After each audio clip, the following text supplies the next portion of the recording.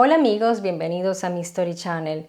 Muchísimas gracias a quienes asistieron al live y a quienes llegaron después y dejaron su me gusta. Miren que eso es muy importante y aunque ustedes no se den cuenta, aparte de la motivación personal que podamos tener los que estamos creando toda esta serie de contenidos, el algoritmo de YouTube nos promueve más si ustedes comparten, si ustedes dejan sus comentarios, aparte de que sus comentarios ayudan a mejorar la calidad también de mi labor, porque yo me doy cuenta, ese es el termómetro que yo tengo para saber si estoy yendo por buen camino, si tengo que corregir muchas cosas, que estoy segura que muchísimas cosas tengo que mejorar. Y quiero a modo de anécdota contarles qué sucedió. Porque cuando estaba haciendo el live, y me viene un poco la risa, disculpe, yo me acuerdo y me río porque fue muy gracioso, es que mientras yo estaba hablando y todavía no había terminado de desarrollar todos los temas que les había traído, que les había preparado para el live, de un momento a otro yo vi que el chat se detuvo y asumí que ya no había nadie. Me sentí hablando sola, hágate cuenta la bolita de heno en el desierto. De verdad, me sentí sola. Entonces es chistoso, pero en ese momento para mí no era chistoso porque estaba hablando sola y bueno, eso es normal en un live. Puede ser que no venga nadie porque no está dicho que uno pueda mover masas de personas y más un canal con la temática que yo manejo. Pero no sé, tal vez entré en pánico, que me dio ese arranque y terminé así, trácate, cerré todo, me despedí obviamente de ustedes. Cuando después pude scrollar mejor, porque seguramente el chat se había detenido, algo pasó, en fin, me di cuenta que había más de 50 personas todavía. Y créanme que eso me dio mucha tristeza, mucho dolor, porque empecé a ver preguntas, dije, no es posible.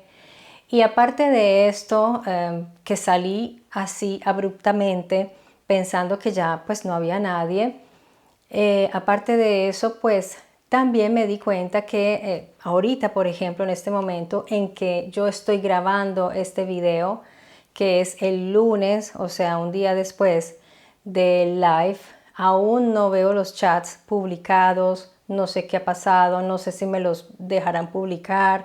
Me da mucha tristeza no ver todas las preguntas que ustedes me dejaron. Realmente son cosas técnicas que yo tengo que ir manejando siempre un poco mejor. Es el segundo en vivo que hago, así que espero cada vez entender un poco más cómo funciona, porque créanme que no es tan fácil.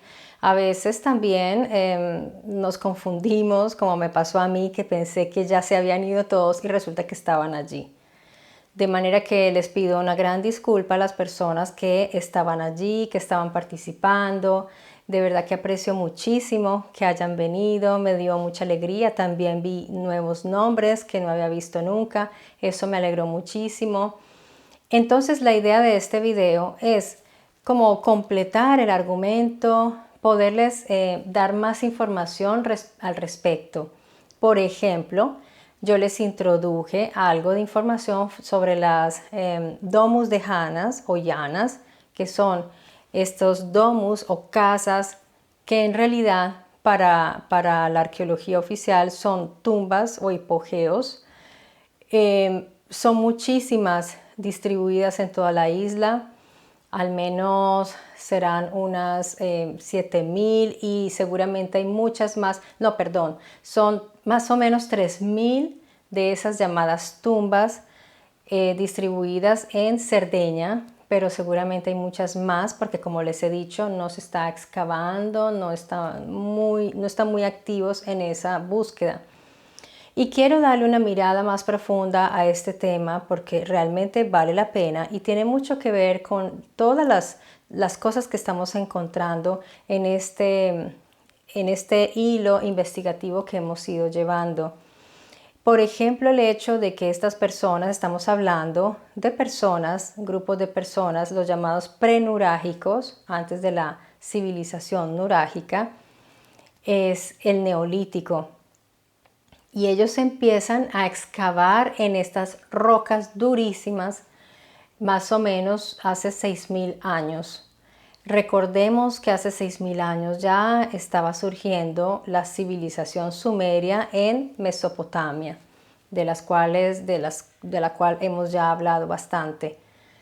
Y estas personas que no sabemos quiénes eran, con precisión de dónde venían, como siempre hay muchas teorías, ellos empiezan a excavar en la roca, pero recordemos que en ese tiempo el metal todavía no se había descubierto su uso, no se estaba usando como herramienta, así que la hipótesis es que ellos construían una especie de pico para poder excavar en la tierra. Esa teoría es la oficial porque no hay más. Pero tengamos en cuenta que es un granito, entonces tiene cristales de cuarzo allí incrustados. Este granito es durísimo y ellos excavan en esas rocas y son como unas planchas completas que ellos pueden ir como modelando. Y imagínense debajo de la tierra, yo les voy a ir haciendo a ver imágenes para que ya puedan tener más información también visual, porque en vivo es difícil hacerlo. Se darán cuenta que son estructuras muy bien diseñadas arquitectónicamente, con columnas. Hay algo que los arqueólogos llaman adornos o figuras artísticas, pero yo diría que ese contenido, esos son mensajes muy complejos y deben tener un significado mucho más profundo y una utilidad, porque por ejemplo llama mucho la atención esa especie, esos círculos concéntricos que se repiten tanto, y hay como una especie de vasijita dentro o sea, incrustada en el piso, forma parte del piso. Ellos hicieron como una piscinita pequeñita, como una vasija con círculos concéntricos. No tienen ni idea para qué lo usaban. Obviamente a todo lo que no le hayan respuesta es cultural, o sea, ritual, es algo de creencias. Pero yo les digo una cosa, mi sistema, por ejemplo, mi método, y no necesariamente tiene que ser el de ustedes, pero se los comparto, mi método es dejar abierta cualquier posibilidad, cualquier opción de respuesta. Por eso no me gusta cuando dicen que son tumbas, porque eso ya allí nos encasilla en que son tumbas y la misma búsqueda va encaminada a que sean tumbas. Porque lo dicen, bueno, han encontrado unos cuerpos, pero no en todas, y no todas tienen la misma configuración. Hay una gran variedad en los diseños de estos hipogeos. Y esta en especial que les estoy haciendo ver es muy particular. También hay un laberinto. Estos laberintos tienen también seguramente un significado y en varias culturas ya un poquito yo les he traído un poco acerca de eso, pero de manera colateral. No nos hemos concentrado todavía en ese tipo de simbolismos, pero ya lo abordaremos de una manera más profunda. Hay que hacer muchas búsquedas y ver qué significaba posiblemente para todas esas culturas. Pero vean qué interesante que ellos hayan grabado en la piedra estos laberintos, estos círculos concéntricos y la presencia de esta cabeza del toro que nos llama siempre a ese culto hacia el Yahvé, el toro, un culto patriarcal del cual sabemos que venía de la Mesopotamia. Hay muchas conexiones con estas gentes, con Mesopotamia, con los semitas, porque ya vimos lo de la escultura donde está grabado el nombre Yahvé. Entonces sabemos que allí estuvo también la huella de este Elohim. Y estas personas, lo curioso es que en la isla, en Cerdeña, ellos son matriarcales, de modo que puede ser que ya empezaba a llegar influencias de afuera en ese tiempo tan antiguo de esta deidad masculina, o no sé, porque como les digo, dejemos abiertas muchas posibilidades, porque igual ellos se basaba mucho en lo que observaban y en la naturaleza y en los fenómenos de la naturaleza. Así que no es bueno encasillar todo en que era un rito, en que era un dios. Vamos dejando abiertas muchas posibilidades, pero sin dispersarnos porque poco a poco iremos investigando cada cosa particular. Así que no se preocupen, no estoy haciendo un discurso así por encima superficial para dejarlos allí, porque iremos profundizando sobre todos estos elementos que los vamos dejando allí pendientes para ir a investigar como se debe. Pero como en este momento les estoy hablando de las domus deianas, entonces vamos a ir pasando un poco a vuelo de pájaro estos datos. Cuando les mencioné el cuarzo es interesante porque pues no sé si sea simplemente porque ahí estaba esa piedra. ¿Por qué escogieron este tipo de piedra para hacer estos nichos, estos lugares, estos refugios, lo que sea? Pues miren que es interesante que Aristóteles escribió acerca de una especie de rito, porque ellos iban a Cerdeña, los griegos iban a Cerdeña, a la isla. ¿Y para qué iban? A hacer una especie de ritual, como de, no estoy hablando en términos de creencias espirituales, sino de salud, un ritual de salud. Ustedes saben que esa cultura ya se hacían sus rituales de belleza, ellos le rendían mucho culto como a la belleza, al físico, a ser muy atléticos y bellos, entonces, y a la salud.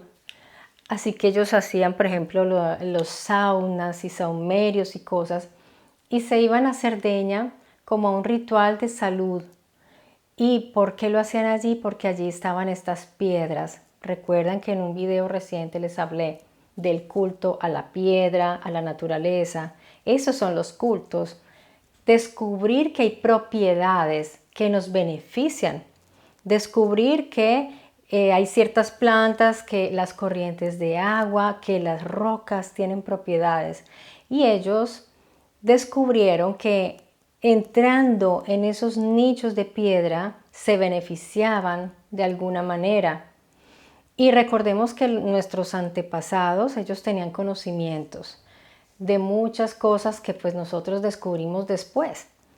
Y nosotros los llamamos ritos, cultos, espiritualidad religiosa, antigua, pero resulta que ellos ya sabían, por ejemplo, que se podían beneficiar de ciertas energías telúricas y no son energías, digamos, metafísicas, sino cosas de la naturaleza y de la física que son más cercanas a la ciencia. Y esto lo vamos a ir viendo en las culturas antiguas muchísimo. Espérense que lleguemos a las de la India, pues imagínense lo que vamos encontrando. Conocimientos que ya también tenían en Mesoamérica, en fin. Ya iremos viendo todo eso. Entonces ellos iban a estos nichos para como a recibir estas energías, lo que transmitía la piedra. Y es curioso porque ahí estaba el cuarzo tiene unas propiedades muy particulares, aparte que se usa mucho en tecnología. El cuarzo es un cristal y los cristales juegan un rol muy importante en el pasado, donde sí conocían estas cosas.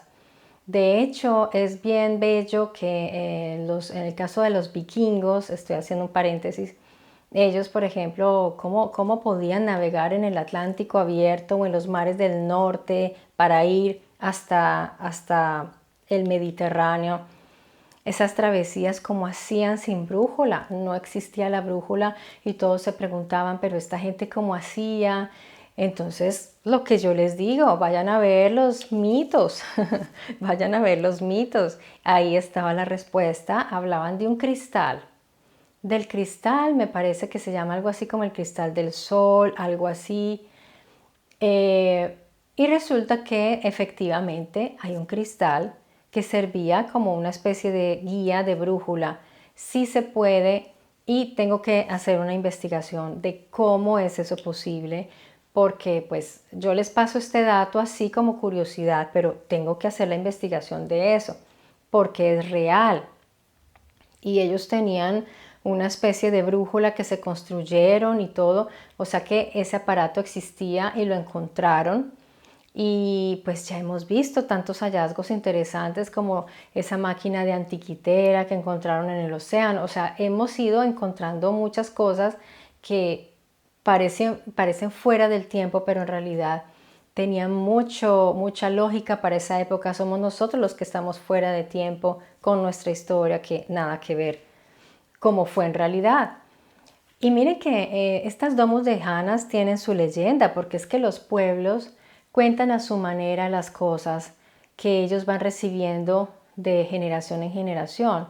Y ahí los sardos tienen su leyenda, porque ellos hablan acerca de las llanas, las Janas, que son las hadas para nosotros. ¿Y que eran? Pues eran unas mujeres, unas criaturas entre lo humano y no humano. Así que cada uno interpreta cómo eran estos seres, ultraterrenos o eran seres de carne y hueso que tenían otra naturaleza distinta. ¿Recuerdan el video que les hice de la población de los Agots y que les hablé de todos, de los Pirineos, de los Países Vascos, esa zona allí con la frontera con Francia, de este grupo humano que fue también digamos, malentendido en muchas cosas? Bueno, aquí en el canal está. Y efectivamente esos individuos que viven bajo tierra, esos seres, por llamarlos de alguna manera, entonces en la tradición sarda se habla de las janas que tejían el hilo del destino de los hombres. A mí me encanta esto porque son narraciones y dentro de las narraciones, yo les he dicho muchas veces, siempre hay verdades ocultas, porque es como un teléfono roto que se van contando cosas y se va perdiendo en esa transmisión oral de tanto tiempo, porque hablamos de hace miles de años. Estas janas se supone que habitaban allí. Es un modo de encontrar una explicación de una manera también, pues según la tradición de ellos, pero siempre están estos personajes de debajo de la tierra que están muy conectados con el linaje de los cainitas. Y volvemos a los herreros, a esa casta de personas que sabían, que tenían un conocimiento que pues daba mucho poder, porque quien conozca el forjar, la forja del metal, pues es el que tiene el poder.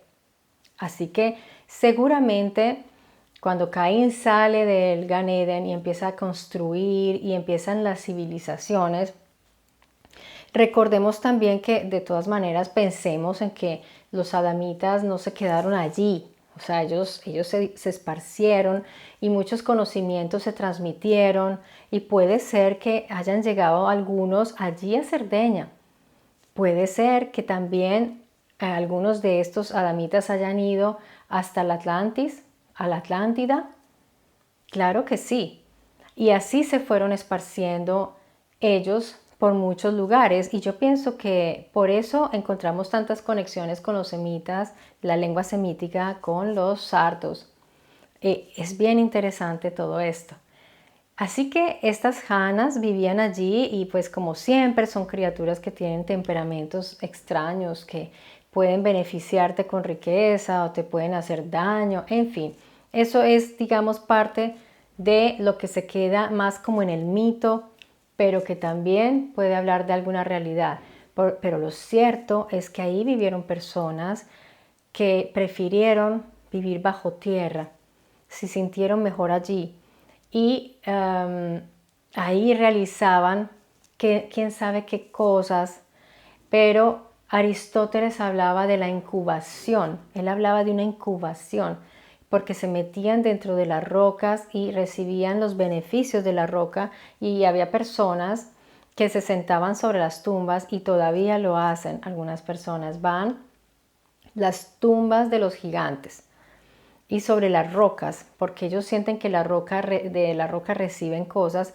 Y hay una persona, un italiano, les voy a dejar aquí el nombre escrito, que él es un farmacéutico y conoce muchísimo acerca de las propiedades también del beneficio de la roca. Y él habla acerca de esto, de una especie de energía que ya también les escribiré aquí, que tiene beneficios en las personas. Y él dice, no son cosas esotéricas, son cosas de la física y de la biología, así que son cosas que se acercan a la ciencia. Pero recordemos que pues si están fuera de la ciencia oficial, pues es la pseudociencia, pseudomedicina, en fin. Pero hay personas que tienen estos conocimientos y me parece muy interesante, pero viéndolos de una manera objetiva. Otra cosa interesante que no me extendí mucho en el video desafortunadamente es respecto a esto de las imitaciones que nosotros hemos ido percibiendo de culturas que nosotros conocemos, de civilizaciones que se encontraron ciertas cosas. Por ejemplo, encontraban ciertos monumentos y los usaban, pero nunca supieron cuál era el uso original, como en el caso, por ejemplo, de los egipcios, que ellos no construyeron la gran pirámide de Giza y esas pirámides lisas con unos materiales que pues ya se ha estudiado que realmente eran hechas como para producir y tener la energía allí contenida. Y en fin, eso también, de eso he hablado en otro video y también después volveremos a profundizar al respecto, pero son monumentos como, por ejemplo, ustedes vayan a ver el templo de Baalbek allá en Libia y pues eso es impresionante porque están estos trilitos que pesan 800 toneladas. ¿Quién mueve eso? Es imposible. Y hoy día, ¿quién puede reproducir, hacer ese templo en esa base con estos trilitos enormes? Y los romanos, ¿cómo lo hicieron? Pues claro que no fueron los romanos. Y una persona que más o menos entiende, yo estuve viendo su declaración en un programa que decía, pues comentó y dijo, se necesitaría al menos 50 camiones para mover cada piedra de esas y eso. O sea, nosotros hoy día tendríamos que usar unas mega grúas para realizar ese tipo de monumentos y porque nunca se han reproducido en realidad para decir, sí, miren que así fue como lo hicieron. Si realmente movieron esos grandísimos ladrillos, esas piedras para hacer la pirámide, pues reproduzcanlo para ver cómo lo hicieron, para que ya no hagamos más preguntas y digamos así fue con estos palitos que lo llevaron, las rampas. Ellos lo hacen pero con simulaciones en un computador, pero no lo han hecho. ¿Por qué no lo han hecho? Porque saben que no lo pueden hacer. O vayan ustedes a hacer las líneas de Nazca, así como dicen ellos, con palquitos que se subían a mirar cuando para realmente ver las proporciones lo tienes que ver desde al menos 2000 metros de altura. Vayan ustedes a hacerlo así con palquitos y dirijan los dibujos a ver si lo pueden, para que no hagamos más preguntas y no sigamos diciendo que eso no lo hicieron los indígenas que estaban allí, que cuando les preguntaron ni ellos mismos sabían qué era y para qué. Hasta el día en que una persona hizo un sobrevuelo y entendió para qué eran estas líneas, esos caminos sagrados que decían las personas del lugar. Y no eran ningunos caminos, eran estos hermosísimos y grandísimos dibujos. Así que pues hay que pensar en todo esto. Y algo muy curioso son estos círculos perfectos que han ido encontrando. Yo diría que los más antiguos están allá en Sudáfrica, que es ese famoso, lo llaman el reloj o la ciudad de Adam.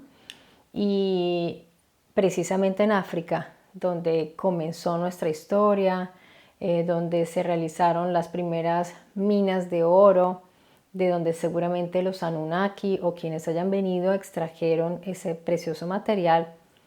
Así que todos estos círculos perfectos que no se sabe todavía cómo hicieron también esos círculos en esas proporciones y qué había ahí. Yo no sé si ustedes conocen los jardines Gama.